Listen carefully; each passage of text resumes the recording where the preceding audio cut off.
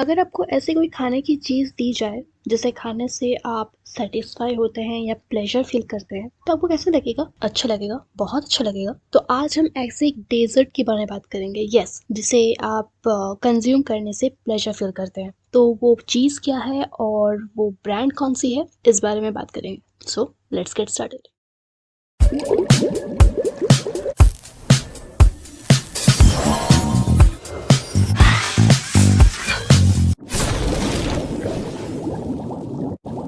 तो जिस खाने वाली चीज़ की हम बात कर रहे थे, एक डेजर्ट है, इट्स एन आइसक्रीम। और ये इस आइसक्रीम ब्रांड का नाम है magnum. Magnum ice cream brand originally develop की गई थी डेनमार्क में फ्रिस्को ब्रांड से। फ्रिस्को ब्रांड की एक प्रोडक्ट लाइन है मैग्नम, जो एक बेल्जियन ब्रांड है। 1989 में यूरोप में इसे पूरी तरह से स्टैब्लिश किया गया और ये वर्ल्ड वाइड इसे बेचा गया। इस बेल्जियन ब्रांड मैग्नम को यूनिलीवर ने खरीद लिया। बहुत सारे देशों में यूनिलीवर के heart brand line of products में मैग्नम बेचा जाने लगा। 2005 टू 2006 में नेस्ले ने जब एक ग्रीक कंपनी डेल्टा आइसक्रीम को अक्वायर किया, इस एक्विजिशन में नेस्ले ने मैग्नम नाम के ब्रांड नेम को भी खरीद लिया, जिसके बाद यूनिलीवर को इस आइसक्रीम को बेचने के लिए एक अलग नाम यूज करना पड़ा, that's called magic. Magnum ice cream की हिस्ट्री बहुत इंटरेस्टिंग है। 1980s के लेट में जब डेनमार्क के अरहॉस नाम के इस प्लेस से इसका एस्टैब्लिशमेंट हुआ था, इसे बनाने के लिए वेनिला आइसक्रीम के एक थिक बार के साथ इसे बनाया जाता था। उसके बाद इस पर चॉकलेट की कोटिंग की जाती थी। ओरिजिनल मैग्नम को इसी तरीके से बनाया जाता था, जिसे रीब्रांडिंग करके मैग्नम क्लासिक का नाम दिया गया। लेकिन इससे भी ज्यादा इंटरेस्टिंग फैक्ट बताऊं, इसे बनाने के लिए रियल चॉकलेट का इस्तेमाल नहीं किया जाता था, क्योंकि रियल चॉकलेट 40 डिग्री सेल्सियस में स्टैंड नहीं कर पाता। इसलिए रियल चॉकलेट की जगह एडहॉक चॉकलेट को डेवलप किया गया, ताकि वो 40 डिग्री सेल्सियस पे स्टैंड कर सके और चॉकलेट आइसक्रीम ज्यादा जल्दी मेल्ट ना हो। उस टाइम पे मैग्नम आइसक्रीम की वॉल्यूम थी 120 ml और वेट थी 86 ग्राम्स। डेनमार्क के ऑरहस में जहाँ पे मैग्नम ब्रांड की फैक्ट्री हुआ करती थी, वहाँ बाद में जब यूनिलीवर ने उसे खरीद लिया और नेस्ले ने जब उसे ओवरटेक कर लिया ब्रांड नेम को, तो डेनमार्क के ऑरहस में मैग्नम के फैक्ट्री को बाद में अपार्टमेंट, शॉप्स और फिटनेस सेंटर में कन्वर्ट कर दिया गया, जिसको फ्रिस्को हस यानी द फ्रिस्को हाउस के नाम से अभी जाना जाता है। लेकिन डेनमार्क में अभी भी फ्रिस्को ब्रांड जो आइसक्रीम की थी वो अभी भी बेची जाती है।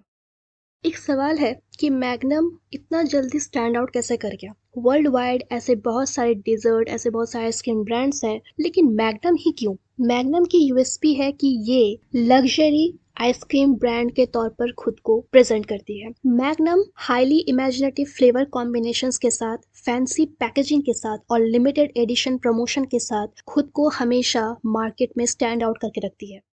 मैग्नम की कुछ यूएसपी यूनिक सेलिंग प्रपोजिशंस हैं, जिसके बारे में डिस्कस कर रही हूँ। मैग्नम खुद को एडल्ट इंटेलिजेंस ब्रांड के तौर पर प्रेजेंट करती है। इंटेलिजेंस का मतलब है सेटिस्फैक्शन।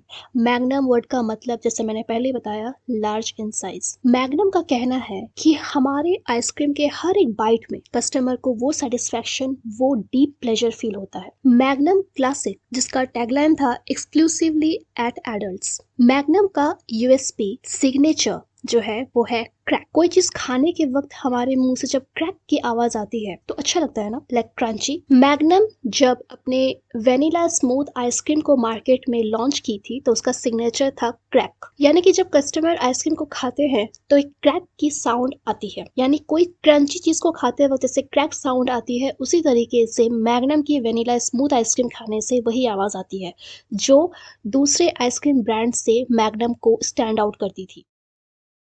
1994 में मैग्नम ने आइसक्रीम कोन और 2002 में आइसक्रीम सैंडविच भी मार्केट में लाई। इतने सारे प्रोडक्ट वेरिएशंस लाई और डिफरेंट टैगलाइन के साथ, एडवर्टीजमेंट के साथ प्रोडक्ट को लॉन्च किया, जिसने पूरी तरीके से मार्केट में मैग्नम को कंटिन्यूअसली नंबर 1 पर बने रहने पर मदद की। मैग्नम का कहना है, magnum believes in true and authentic pleasure, यानी कि वो डिप इंटेंस प्लेजर आप किसी आइसक्रीम को खाने से फील करते हैं। और कस्टमर्स के रिव्यूज के अकॉर्डिंग मैग्नम जो कहती है और जो क्लेम करती है, दोनों सही है। कस्टमर्स के फीडबैक के अनुसार मैग्नम सच में, कस्टमर जब मैग्नम को ट्राई करते हैं या खाते हैं, उन्हें वो इंटेंस प्लेजर फील होता है, and magnum has proved it.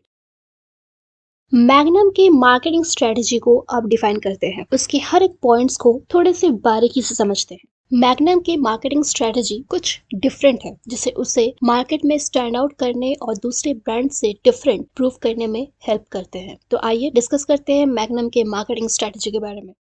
Point number 1, promotion of ice cream sticks in an appealing way. Magnum ice cream के ऐड आपने देखे होंगे। आपने नोटिस किया होगा कि मैग्नम आइसक्रीम के स्टिक को चॉकलेट या आइसक्रीम के फ्लेवर में डिप किया जाता है। ये बहुत एक अपीलिंग वे में दिखाया जाता है। यही इसकी यूएसपी है जो इसे बाकी आइसक्रीम ब्रांड से डिफरेंट बनाती है, जिसे दर्शाया जाता है कि मैग्नम आइसक्रीम खाने से एक आप अलग तरह के सेटिस्फैक्शन, एक अलग तरह के इंटेलिजेंस, एक अलग तरह के प्लेजर को आप फील करते हैं।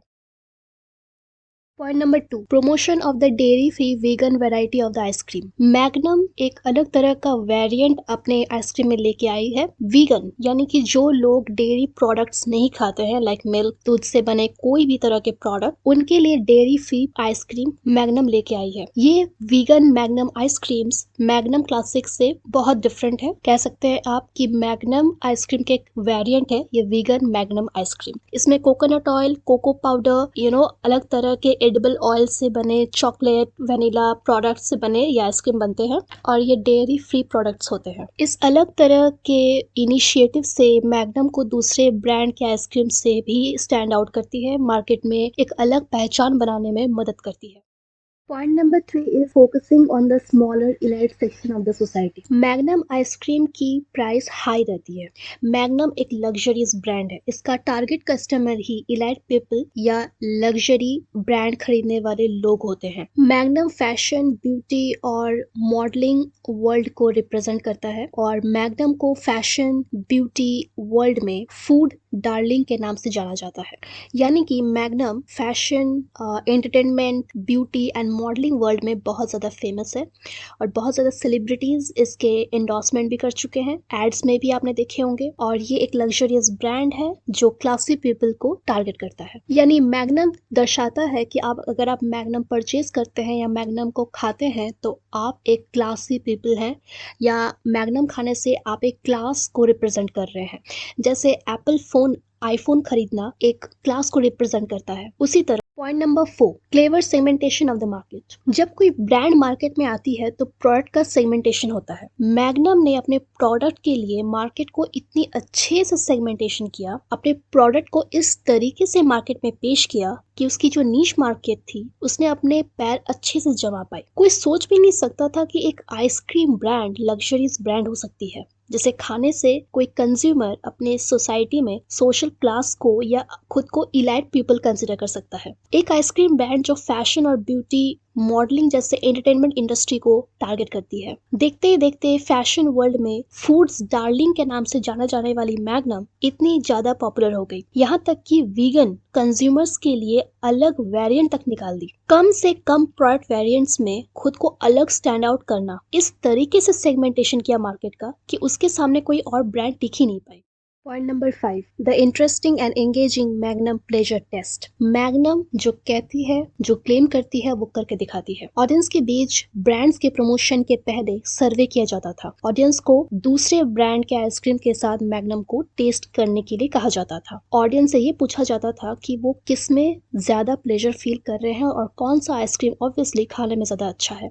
मैग्नम सिर्फ टेस्ट में ही नहीं, प्लेजर देने में भी 10 आउट ऑफ 10 रहा। ये एक अलग तरह के फीलिंग को कंसिडर करता था, एक अलग तरह के अपीलिंग वे को एड्स में दिखाया जाता था, जो रियलिटी में भी इंसान जब मैग्नम आइसक्रीम कंज्यूम करता था तो फील करता था। मैग्नम ने जितनी बार ऑडियंस को दूसरे ब्रांड के आइसक्रीम के साथ मैग्नम आइसक्रीम को कंपेयर करने को कहा, हर वक्त ऑडियंस ने मैग्नम को चूज किया एज अ विनर। तो हर टेस्ट में, एंगेजमेंट के दौरान हर टेस्ट में मैग्नम खरा उतरा।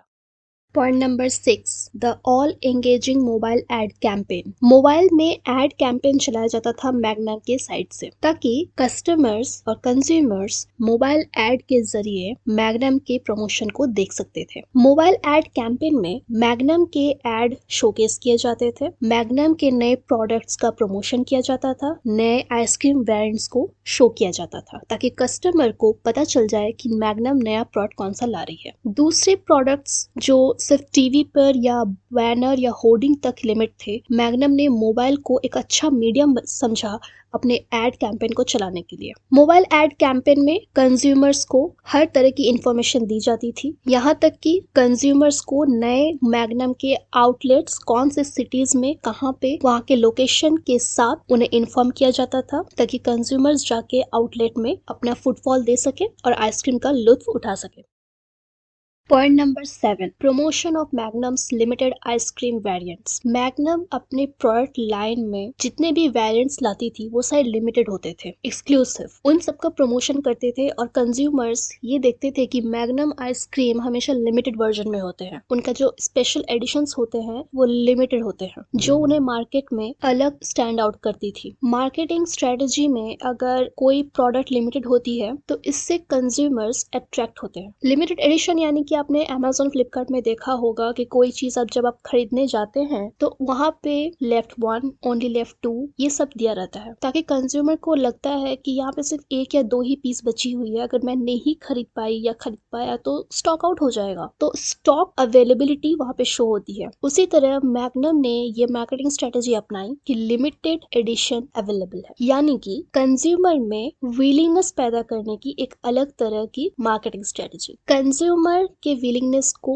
एक्साइट करने के लिए या जनरेट करने के लिए इस तरह की मार्केटिंग स्ट्रेटेजी अक्सर कंपनीज अपनाती है। मैग्नम खुद ब खुद पहले ही एक अलग तरह की ब्रांड बन चुकी थी। जब उसने लिमिटेड वेरिएंट्स के साथ मार्केट में खुद को प्रेजेंट किया तो कस्टमर में विलिंगनेस बढ़ती गई। Point number 8, Twitter campaigns allowing audiences participation. Twitter पर कैंपेन चलाने से ऑडियंस का एंगेजमेंट बढ़ता गया, ऑडियंसेस को पार्टिसिपेट करने के लिए रिक्वेस्ट किया गया। ऑडियंसेस अपने फीलिंग्स शेयर करती थी मैग्नम को टैग करके अपने ट्वीट पर। हर दिन हजारों लाखों ट्वीट्स मैग्नम के नाम पर होने लगे। मैग्नम कई तरह के गेम्स भी और क्विज कॉम्पिटिशन्स भी हैशटैग के साथ ट्वीट करती थी ताकि ऑडियंस का एंगेजमेंट इंक्रीज हो। और ट्विटर कैंपेन से मैग्नम को एक बहुत बड़ा हेल्प हुआ। मैग्नम कंज्यूमर बिहेवियर को समझने लगी, वो किस तरह का डिफरेंस चाहते हैं आइसक्रीम में, वो किस तरह का आइसक्रीम पसंद करते हैं। मैग्नम ने रिक्वेस्ट किया था कि आप आइसक्रीम ग्रैब कीजिए, grab spoon of magnum and share your feeling with us. Twitter में मैग्नम के साथ ऑडियंस का एंगेजमेंट काफी अच्छा रहा। पॉइंट नंबर 9, रोपिंग इन सेलिब्रिटीज लाइक करीना कपूर खान। आपने करीना कपूर को मैग्नम के एड में देखा होगा एज अ सेलिब्रिटी एंडोर्समेंट उन्होंने किया है। और मैग्नम के ब्रांड एम्बेसडर सोनम कपूर, करीना कपूर खान जैसे फैशन, एंटरटेनमेंट, मूवी इंडस्ट्री से बिलोंग करने वाले सेलिब्रिटीज होते हैं। और फॉरेन कंट्रीज में भी मैग्नम के ब्रांड एम्बेसडर्स या एंडोर्समेंट करने वाले सेलिब्रिटीज एंटरटेनमेंट, मूवी या फैशन इंडस्ट्री से बिलोंग करते हैं। मैग्नम कंपनी के मुनाफा कमाने के साथ साथ CSR, जिसे हम कल्चरल सोशल रिस्पॉन्सिबिलिटी कहते हैं बिजनेस लैंग्वेज में, उसे पूरा करती है। सर्टिफाइड फार्मर्स की रेनफोर्स्ड अलायंस से वो कोको लेती है अपने प्रोडक्ट्स को बनाने के लिए, और इसके बदले में वो फार्मर्स के बच्चों को एजुकेशन प्रोवाइड कराती है और एक सेफ एनवायरनमेंट प्रोवाइड करती है। अब बात करते हैं मैग्नम के SWOT एनालिसिस के बारे में। SWOT S stands for strength. $1 billion की एनुअल सेल्स काफी है उसके स्ट्रेंथ को बताने के लिए कि क्यों मैग्नम स्ट्रांगली मार्केट में ऑलवेज टॉप में रहती है। फाइनेस्ट इंग्रेडिएंट्स जैसे रिकंस्टिट्यूटेड स्किम मिल्क और रिकंस्टिट्यूटेड बटर मिल्क, वाटर को पाउडर मिल्क में ऐड करके जो लिक्विड मिल्क बनाया जाता है वो। इसके अलावा milk solids, milk cream, sugar, cocoa components, glucose, vegetable oil, emulsifiers, natural vanilla etcetera use किया जाता है, जिससे मैग्नम को एक ट्रस्टेड ब्रांड के तौर पर रिप्रेजेंट करती है और जिससे मैग्नम इमेजिनरी फ्लेवर्स के साथ प्रोडक्ट्स को मार्केट में लाती है। फर्स्ट लग्जरी ब्रांड जो हाई क्लास को रिप्रेजेंट करती है। टारगेटेड एडल्ट्स, जो कि एडल्ट्स को टारगेट करके नीश मार्केट सेगमेंट्स में अपने आइसक्रीम को एडल्ट इंटेलिजेंस ब्रांड के रूप में सेल करती है। एक्सक्लूसिव पैकेजिंग, मतलब खूबसूरत और अट्रैक्टिव पैकेजिंग में आइसक्रीम को बेचना भी एक आर्ट है, क्योंकि बिजनेस में जो दिखता है वही बिकता है। W stands for weaknesses. America में मैग्नम नाम की कॉन्डम कंपनी है जो सेम ब्रांड नेम से कॉन्डम्स बेचती है। पैकेजिंग में हर साल मैग्नम एक हाई लेवल में वेस्ट और पोल्यूशन को एमिट्स करती है, जो कि सोसाइटी में एक नेगेटिव इम्पैक्ट पड़ता है। मैग्नम फाइनेस्ट इंग्रेडिएंट्स यूज तो करती है बट प्योर मिल्क यूज नहीं करती। प्रोडक्शन में कॉस्ट ज्यादा होने की वजह से प्राइस हाई होती है, जिसकी वजह से कंपेटिटर्स के सामने मैग्नम लैग करती है in aspect of price. O stands for opportunities. Magnum अलग अलग वैरायटी फ्लेवर्स में ला सकती है जिससे वो मार्केट में सस्टेन कर सके। वेंडर वैरायटी से डिस्ट्रीब्यूशन चैनल इंक्रीज होने से मार्केट में रीच बढ़ेगी। ईयर राउंड मार्केट मतलब पूरा साल प्रोडक्ट बेचने से सेल इंक्रीज होने से कंपनी को फायदा होगा। ये सारी अपॉर्चुनिटीज फ्यूचर में मैग्नम अपना सकती है। T stands for threat. FDA जिसे फूड एंड ड्रग एडमिनिस्ट्रेशन कहते हैं कभी भी प्रोडक्ट को बैन कर सकती है aspect of health related concern. Health conscious people की वजह से मैग्नम को लॉस हो सकता है क्योंकि आइसक्रीम हेल्थ कॉन्शियस पीपल के लिए एक बड़ी ना हो सकती है। वेल नोन कंपेटिटर्स जो कि कभी भी मैग्नम को बीट कर सकते हैं। आज के लिए इतना ही। जल्दी मिलूंगी नए वीडियो नए टॉपिक के साथ, और कमेंट्स में जरूर बताइएगा कि आप इस बारे में क्या सोचते हैं और आपके क्या सजेशंस हैं, क्योंकि सोचना तो बनता है।